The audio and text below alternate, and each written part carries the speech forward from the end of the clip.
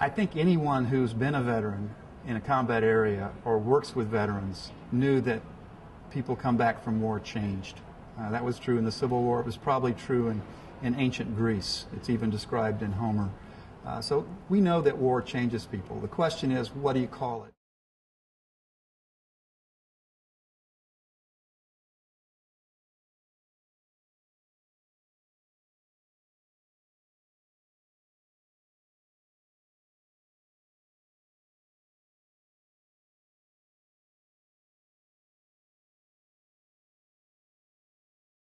Sometimes I don't pick up on stuff that I do or my patterns of behavior.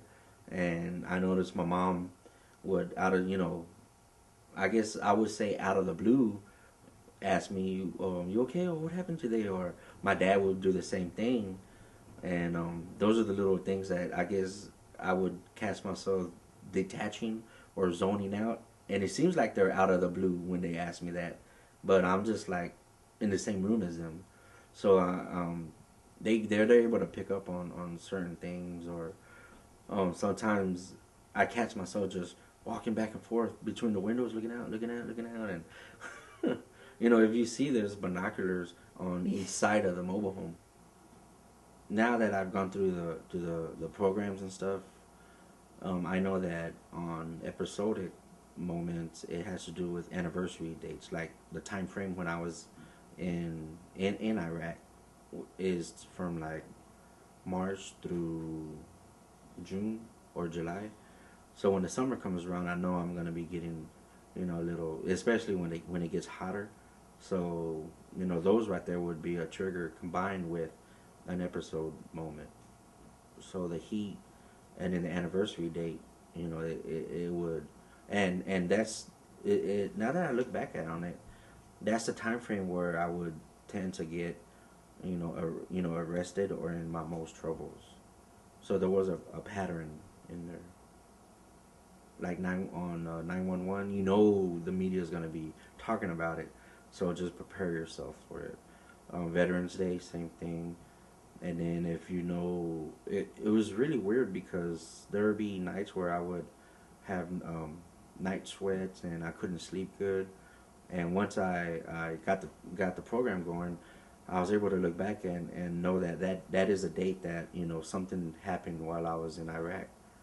And so it's I don't know the how it happens, but it's just there. Anyone we send into the cauldron of war is affected in a way that I'm not sure words exist that can make another person understand what it's like to be there. So I've had this experience in my life. When I met my veteran, I did not know that he was a Vietnam veteran. I didn't learn about that until about a year after we met, because they don't talk about the war. They don't talk about their experiences. And, and they're taught and trained to man up and not complain. And they're very stoic. When they come home, many times, many of them lose the war at home. I think there was, in the not too distant past, there was a reluctance to even acknowledge that PTSD existed.